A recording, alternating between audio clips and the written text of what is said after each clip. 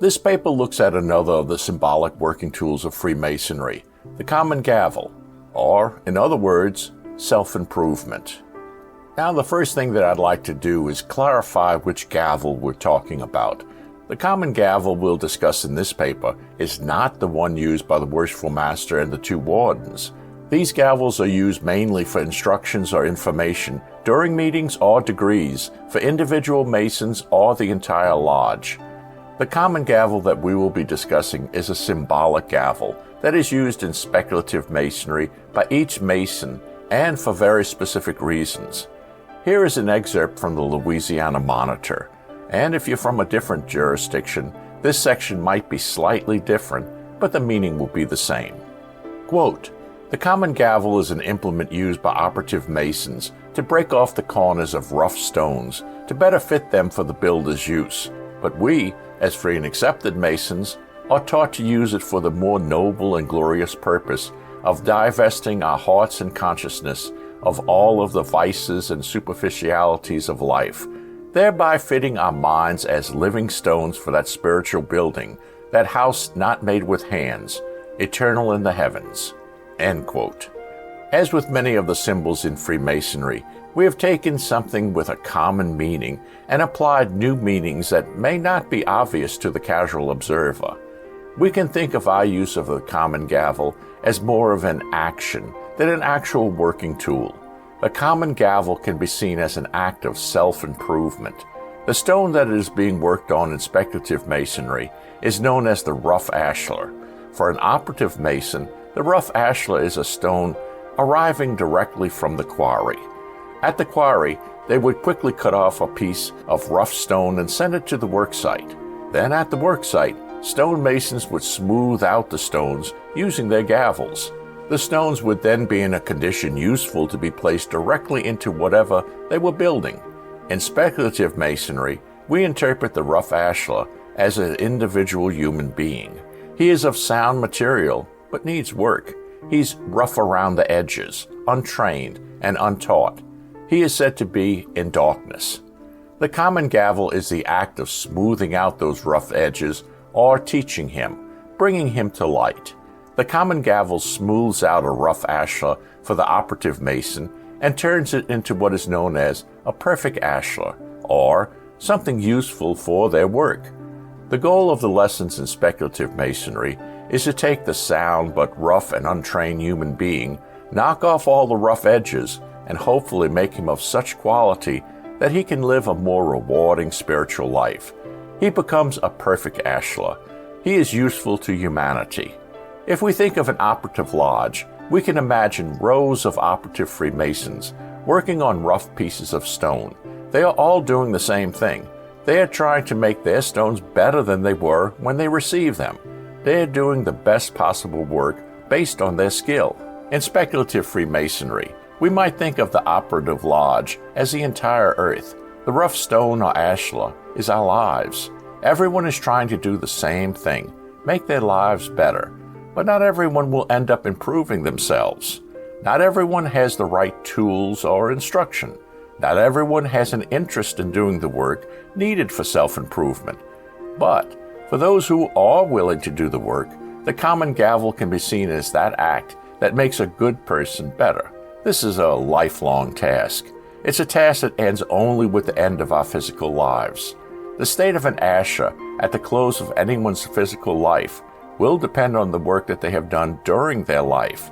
Of course, there are also rules regarding how we use our common gavels. We might think of a large classroom or even an old operative lodge with many people working near each other on their own personal rough stones. We can see the people around us doing their work. We can also see their progress. It's not at all considered cheating if we observe someone doing exceptional work and try to emulate them, to copy their technique in our work. It's also not considered cheating if someone sees what we are doing and tries to copy our work. This is considered working together and simply trying to lift each other up by example. What is considered cheating is to directly involve ourselves in another's work. It's not allowed for you to chip away at another's stone any more than someone should be allowed to chip away at yours. We all do our own work. There's a big difference between seeing another's work, recognizing the skill that's present in their work, and deciding for yourself that you want to do your work at that level of skill as opposed to doing the actual work for someone else. There's no personal advancement in having your work accomplished by someone else. For example, let's say that your friend's neighbor is ill, but needs some work done around his house. You're going to your friend's house and helping out his neighbor secretly, allowing him to think your friend was the helper, does not help your friend be a better person. We must all do our own work. But there is another aspect of self-improvement that I must cover, and it's not a very pleasant one. It has to do with envy. It's when we look at someone else's work, recognize the skill and quality of the work, but instead of trying to emulate that work in our own work, we become envious. We do nothing but stare in anger at the beautiful work of another. We allow the negative aspects of human nature to take control of us. We may feel envy, jealousy, and then bitterness and resentment. Why can't I be doing work like him? Or why should they be able to do what I can't do? If ego controls or guides our work, then destruction can follow. There will be no self-improvement at all. Negative feelings not only prevent us from personal advancement, but they can place unproductive roadblocks for others. From an organizational standpoint, if our leaders are controlled by ego and lust for power or glory, then the only ones they will select as their lieutenants, the ones who will follow them, will be of clear lesser skill than those unworthy leaders. Ego and envy will cause such leaders to hold back, deny advancement, or destroy the reputation of anyone who they believe could possibly outshine them. The quality of leadership will then diminish with each change that follows until the organization is of no value. All of our leaders must be of the highest skill and moral quality. They must recognize that we all shine with our own level and variety of light.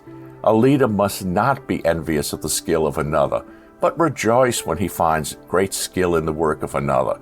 Great skill in a subordinate means the future success of the whole organization. The organization's long-term success should always be the goal of the true leader. Make no mistake, ego must never be allowed to take control. Ego can destroy all that we hold dear. In any work towards self-improvement, we should recognize that generosity of spirit, kindness, and peace of mind are key to any successful life.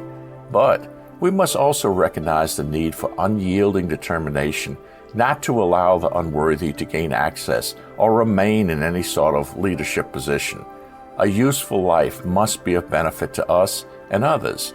We must showcase the good work of others. We must recognize and hold up the good work of others, as well as find ways to incorporate them into our own work. The work may be rewarding, but it may also be challenging at times.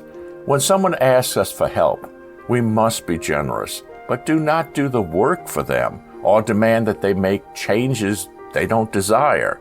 We must recognize that we all have our own paths. No one has the right to force an unwanted path on anyone else. And when our days are done, we must be ready to display our work for examination. Of course, the catch is that since we never know when that day will come, wasting time or putting off our work on personal advancements until later could be a serious mistake. Do your work now. Tomorrow may never come.